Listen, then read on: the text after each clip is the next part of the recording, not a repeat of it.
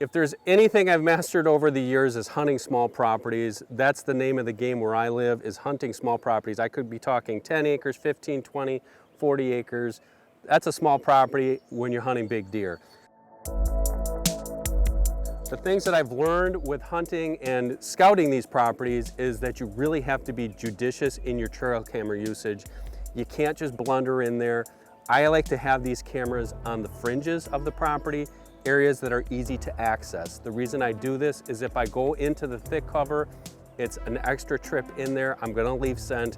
I'm gonna alert those deer, and believe me, on a small property, a deer is gonna pick up on your presence in a hurry. So what I like to do is have the cameras on the edges. I rarely put them near my tree stands unless it's near a food plot. A food plot, different story. I can put the cameras there and get a good census.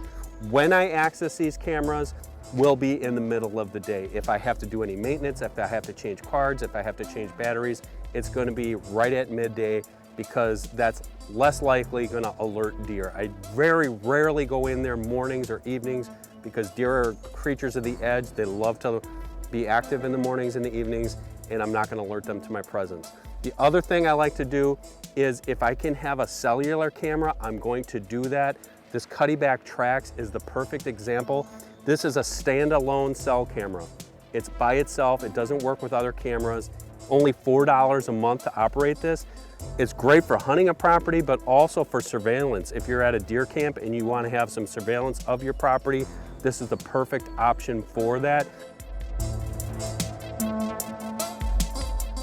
The dual paddle antennas allow great coverage on my cell service, and also you can pick between two different carriers depending on what kind of coverage is best in your area. That is crucial.